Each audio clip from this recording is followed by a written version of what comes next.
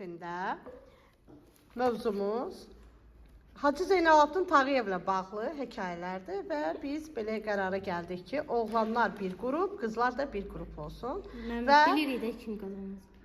Hə, bax belə deyirlər. Görək amma kim qazanacaq? Bunu zaman göstərər. Və baxırıq. Birinci qrupla üçüncü qrupun mətnini oğlanlar, 2 ilə 4-ü isə qızlar oxuyacaqlar və suallar hazırlayıb komandaya verəcəklər. Və indi isə başlayırıq, amma başlamamışdan bir qeyd edeyim. Burada bəzi uşaqlar istəmədilər ki, onlar videoya düşsünlər. Ona görə də çalışacağıq ki, həmin uşaqlar bu videoya düşməsinlər. İndi isə başlayırıq. Birinci oğlanlar qrupu oxuyur. Niyə istəmirlər? Həm bilirlər ki, uduzacaqlar, istəmirlər. Hə, istəmir özü görsənsin. Hə, yaxşı, başlayırıq. Başladıq. Oxuyun. Qızıl üzüy və balıq. Bir gün Hacının könlünə balıq ləvəngisi düşür. Balıq almaq üçün bazara gedən aşpazı əliboş qayıdır və deyir: bazarda bir dənə də olsun təzə balıq yoxdur. Satıcıların dediyinə görə dənizdə bir neçə gün külək olur. Balıqçılar ova çıxmayıblar. İndi isə qızların vaxtıdır, ikinci qrup olaraq. İndi isə başlayırıq mətnləri oxumağa. Bəzi qızlar düşmək istəmədilər deyə onları çəkmilər. Başladıq. Oxu. Kim oxuyur?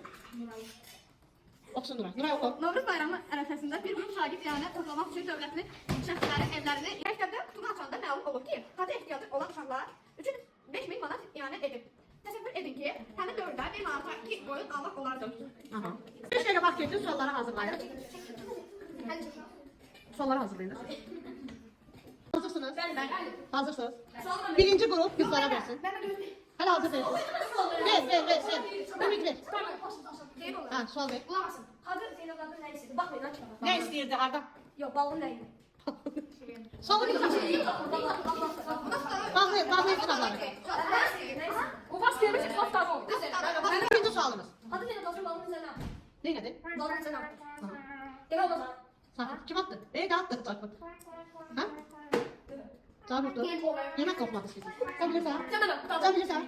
Ben onun kitaba bakırlar. Ben onun kitaba bakırlar. Bir sual. Ben gönderirim. Kitabı koymuşsun. Hadi koydum. Üçüncü sual. Bir dakika sonra. Başka olanlar da verebilirler. Bundan bir soru. Bir bir şey ekstrasız. Ha, komanda başlasın. Balık ne ucuzlaşmıştı ki o çoğalar. Nasıl oldu? Ya balık çok ucuzlaşmıştı. Daha çoğalar. Yok. Sualı düzgün. Her şey sual. Ay sen nasıl olacak? Bir hafta kitaba baktın sonra diyeceksin. Ben de o Üçüncü sual dedi. Sual versin. Pula göre.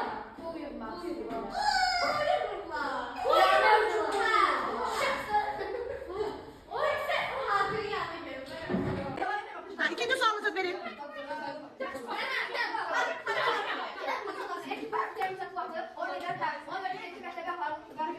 Boş kutum